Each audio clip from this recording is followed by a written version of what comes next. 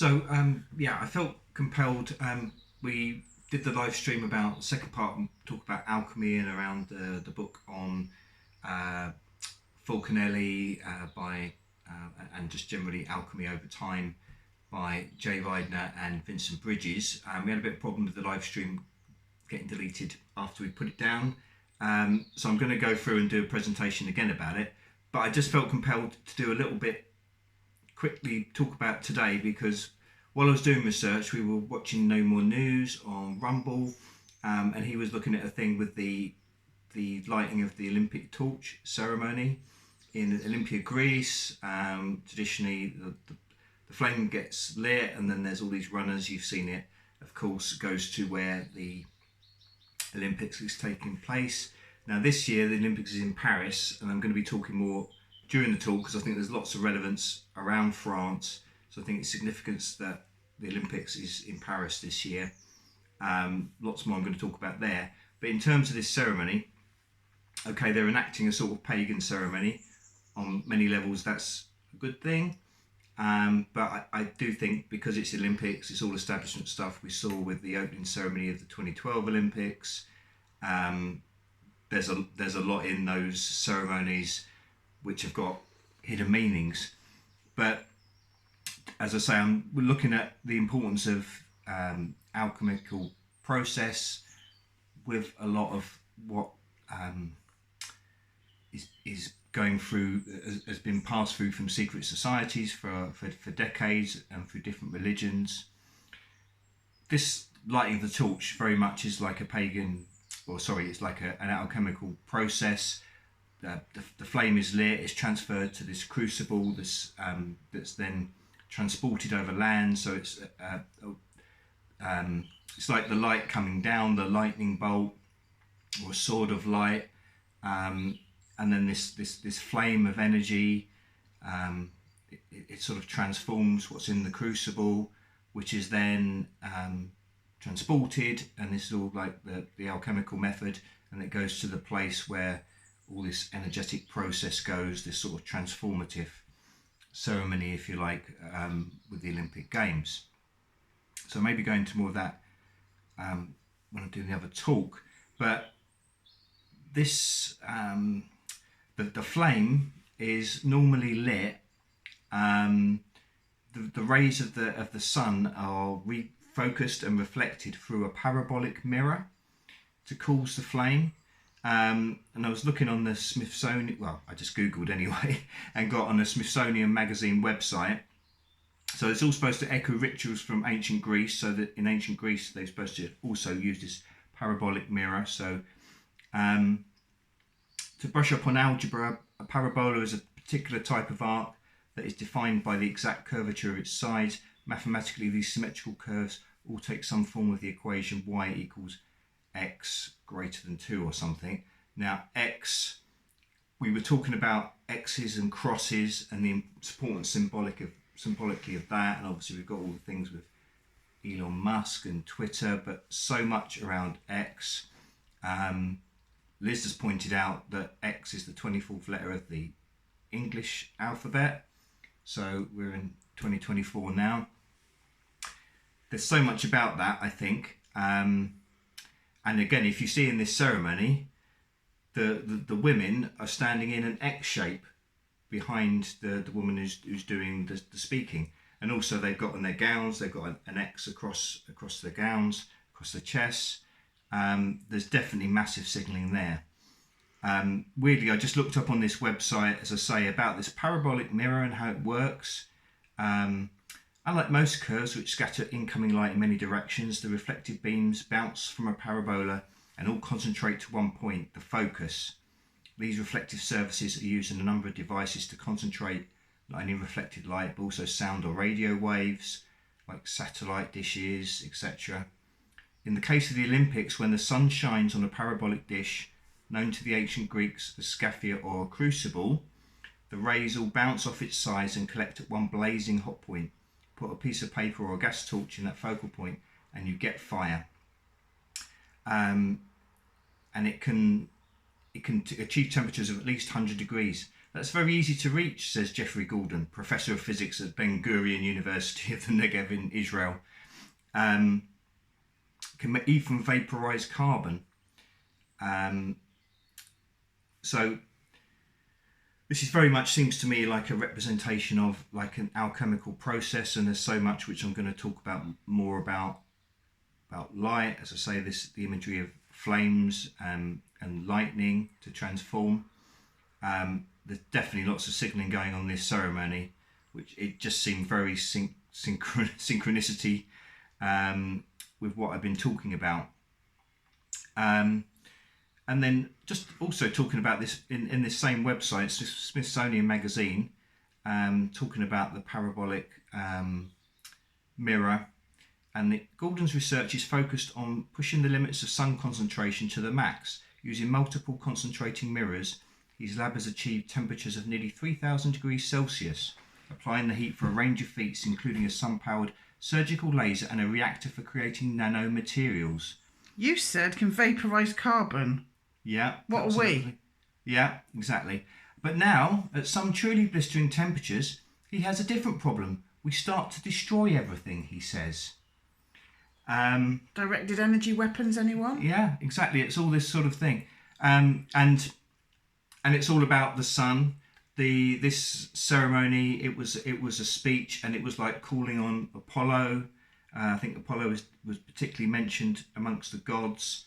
I just had a weird synchronicity just earlier today. Before that, I saw something on an old case that was under the bed, and it had the word Apollo, and that just jumped out at me. And I was thinking, hang on, that's gonna have some resonance somewhere else. Ironically, in this ceremony they just had, they couldn't use the parabolic mirror to kindle the fire because the weather was too overcast. I don't know if that's just some irony, but then again, probably again all these things are deliberate. So they had to use backup flame from a filled torch. So, The global dimming. The global dimming. Well, that's certainly why things are overcast. But whether they're advertising it, or maybe it's just saying this is a normal thing, and we now need to use. Well, it's almost like signalling to the climate twats, isn't it? We've always used the sun, but now we can't because global climate warming, freezing change. I reckon there could be about that, all that sort of stuff. There's so much around the sun that is relating to, I think, all this the current signalling that's going on. As I say, the Paris Olympics, there's so much, as I was talking about, around where these alchemical ideas, they, especially after things like the Holy Lands were invaded, a lot of Hebrew scholars settled around this area around Provence in the south of France.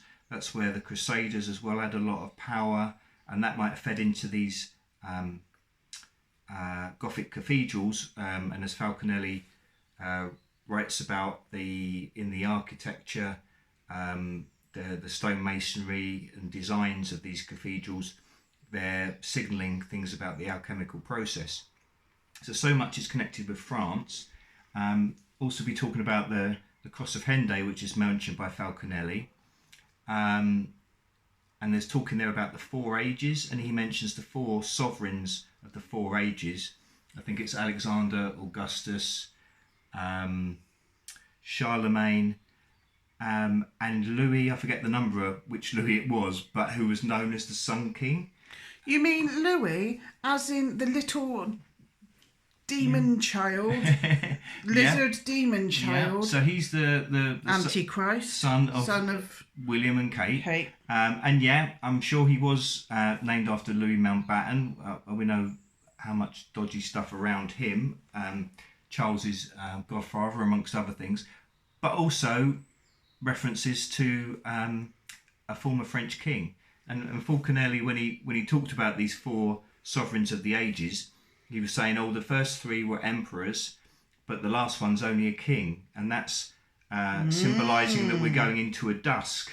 So oh like my God. And then that goes along with dimming. And don't forget, we've just had the eclipse. Yes, absolutely, 100%. Thanks for reminding me of that. So, but and then I thought, well, I'll do the eclipse in America. Yep. Yes. Yep. Gog and Magog. Yep. And as you were just looking on a thing with No More News, there was film talking about Gog and Magog, and it was sort of showing a cross where it was referring to the different forces coming from different places. So Gog and Magog is basically the war, the end times war between the East and the West, basically. Mm-hmm. Yeah. And that was showing as a cross again in terms of the people from different directions that would be attacking Israel, the Holy Land, whatever, to precipitate this apocalyptic end times. There is, again, I'll talk about it more, but in Henday, the pedestal, there's two suns, an angry sort of sun face of sort of Mesopotamia, ancient South American design, and then I think 8-rayed star. So that there's various references to the sun and maybe how that is leading to an apocalyptic event. Coronavirus. Yeah. Yes, we remember Corona that. King. Yep. Oh, it's just getting on my nerves. But and another thing that just struck out at me, I just thought, well, I'll just have a look. The actress who was doing the speech as part of this ceremony, maybe there's some, because quite often, people do research when they look at names and things, and they have a hidden significance. So, there's a Greek actress, apparently, probably well known in we use her as the thumbnail.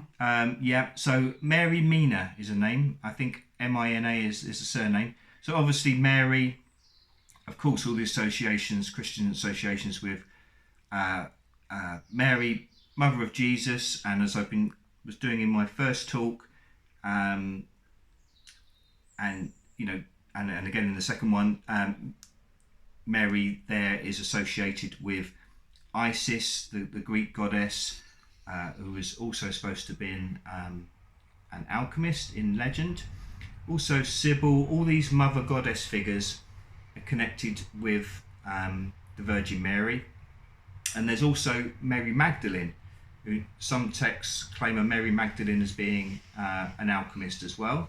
And also she's been claimed in some texts as being the wife of Jesus. And both Marys were supposed to have escaped to the south of France in legend after Jesus' death. And there's still cults along there, and that's where it gives rise to the Black Madonna cults that are still now found in crypts underneath a lot of churches, cathedrals in France, and that relates again to Isis, and again Falconelli makes that explicit. So you got those connections, but then you look at her surname Mina. I thought, well, I'd just look up that. So what does that mean? So it says it's a simple yet elegant feminine name. This is just a quick internet search with diverse origins. So I suppose that's a linking of cultures there in a way. As a name of German origin, it means love, so that's very nice. Could also say, well, you've got the divine feminine there, which is very important again to the alchemical process and a lot of things that we've been talking about there. Which also is Mary. Goddess work, which is also as Mary. In the Hindi language and culture, it translates to precious blue stone. Now, particularly been talking in my talks, along, what Jay Widener was talking about, and they particularly have the black stone, as in with Mecca, but also stones which were worshipped in many other cultures. Lots of significance there to the alchemical process, which links into the Grail legends, sword in the stone. So there again, you've got the flame, the lightning bolt, and you've got, so this actress was with the flames. You've got the flame and lightning bolt. Her name is Mina, translate in the Hindi language to a stone. And then in Arabic, Mina means a place near Mecca, which is where the black stone is, the Kaaba, which I've talked about and will talk about again when I redo the second part, and we will get up a more detailed second part of the Alchemy. But it was when we were talking about X that the live stream went down. Yeah, oh God, well, let's so hope this weird. one gets up. It was so weird. And just a final mention here, it says the name also boasts Danish roots, which signify goddess of sun, moon and stars. Well, don't forget the bloody, that woman in New York that's, well, is it a man, is it a woman? What's it? What, Statue of Liberty? Yeah, some people say that's ISIS. Oh, yeah, that's another, With the torch. Yeah, so we might end it there for now, but we'll be doing a new live stream, which will hopefully go with flying colours this Saturday at 7 p.m. English And we're going time. to try and re-record Mark's talk. No, we'll definitely be going into much more on the Alchemy. I'll be redoing that, and also I think getting a lot of hopefully more detail over time so we can get that out there. So, but yeah, definitely needed to get this out quickly because it just struck me that Olympic. Oh, and just one final thing. I thought that this, them running through and the flame coming from Olympian Greece to the host city for the Olympics, that had been going, ever since the modern Olympics restarted, whenever it was the turn of the 20th century. But actually, it was instituted by Nazi Germany. Yeah. So presumably for the Bern Olympics. So that's strange, isn't it? Bern Olympics. The what Olympics? Oh yeah. So yes. So Nazi Germany instituted that process, but we're still doing it now. And the swastika is like a cross, but also they use it in the light ceremony, Diwali. Oh yeah. That's got nothing to do with it. I don't know. Who knows? It looks like a lightning bolt as well. Anyway. More. There will be more soon. Right. Bye. Bye.